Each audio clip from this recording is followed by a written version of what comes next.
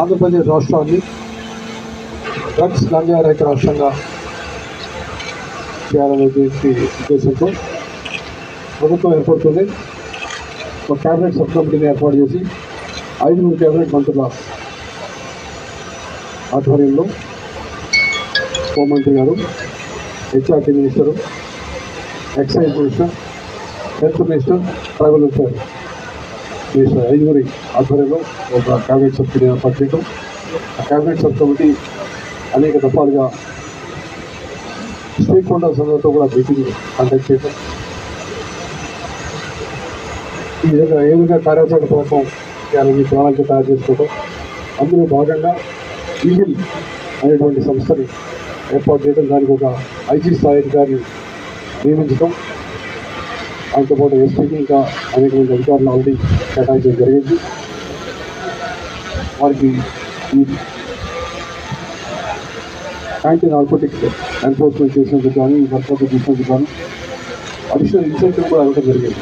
అంటే ఏ విధంగా అయితే మనం నక్సలైట్ కార్యక్రమాన్ని ఇంటివేయడానికి వ్యూహం స్టార్ట్ చేస్తున్నాము, ఇంతకుముందు ఎర్రచందనాన్ని కంట్రోల్ చేయడానికి రెడ్ సాయిల్ టాస్క్లో తయారు చేసాం, వాళ్ళకి ఏ విధంగా అయితే ఇన్సెంటివ్ ఇస్తాం, ఇది చాలా ప్రాధాన్యత అంశం అనే ఉద్దేశంతో ప్రత్యేకమైనటువంటి ఇంపార్టెన్స్ ఇస్తూ ఎక్స్ట్రా అలవెన్స్ కూడా ఇవ్వడం జరిగింది, ఇన్సెంటివ్స్ కూడా జరిగింది.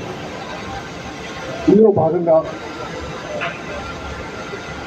సాగుని కంట్రోల్ చేయడం, అంటే ఎక్కడైనా సరే గంజాయి సాగు దాని పూర్తిగా ఆపేయడం, రవాణాను అరికట్టడం, కన్సంప్షన్ ఆపడం, లాస్ట్లో అన్ని చోట్ల కూడా కంట్రోల్ చేయాలనే ఉద్దేశంతో మనం కార్యక్రమం ప్రారంభిస్తే, ఈ మధ్యకాలంలో మీరు చూశారు పాడేరు ఏరియాలో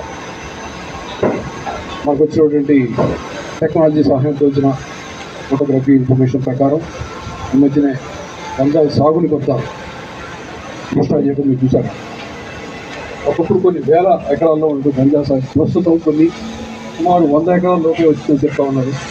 ఇది చాలా సంతోషించే విషయం. ఎందుకు చెప్తున్నాను, నేను ఒకప్పుడు గంజాయి చుట్టుపక్కల రాష్ట్రాల్లో, ఇంకా దూరం రాష్ట్రాల్లో కూడా ఎక్కడ పట్టుకున్నా కూడా మూలాలు ఆంధ్రప్రదేశ్ సంబంధించిన ఏజెన్సీ ఏరియా అంత వస్తున్నాయని చెప్పి ఒక అప్పుగా పోయింది. కొన్నిసార్లు నిజం కూడా అయింది. ఆ అపప్రదం తొలగించాలని ప్రభుత్వం అనేక చర్యలు తీసుకుంటూ ఉంటే, ఇప్పుడు మాకు వచ్చే ఎక్కువ భాగం ఒరిస్సా ఏరియా నుంచి మల్కాన్గిరి ఏరియా నుంచి వస్తూ ఉంటాం. ఈ మధ్యనే ఒరిస్సా అప్ చేస్తాము, తెలంగాణ ఆఫ్ చేస్తాము, సమావేశం జరపడం జరిగింది. నేను కూడా ఈ మధ్య డీజీస్ కాన్ఫరెన్స్ జరిగినప్పుడు, అది డీజీస్ కాన్ఫరెన్స్ భువనేశ్వర్లో జరిగింది. ఒరిస్సా డీజీ గారితో మాట్లాడటం, తెలంగాణ డీజీ గారితో మాట్లాడడం జరిగింది. వీటికి సంబంధించి ఎప్పటికప్పుడు సమాచారాన్ని ఎక్స్చేంజ్ చేసుకుంటూ ఆపరేషన్స్ కూడా చేయడానికి ఏ విధంగా వెనకాడాలని చెప్పాం.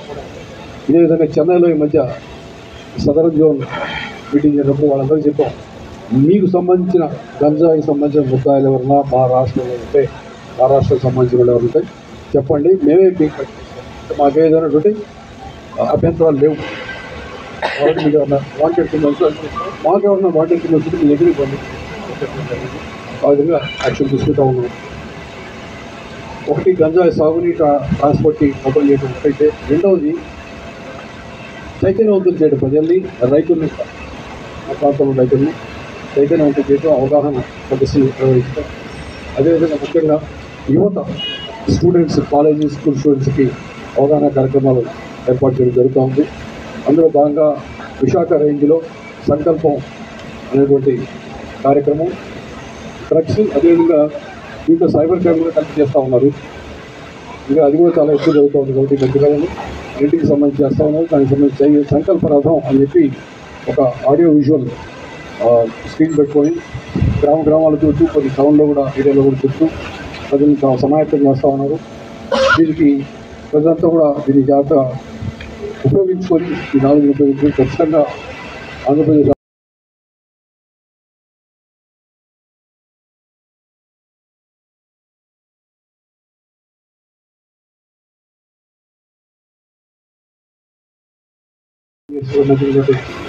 ఉంది.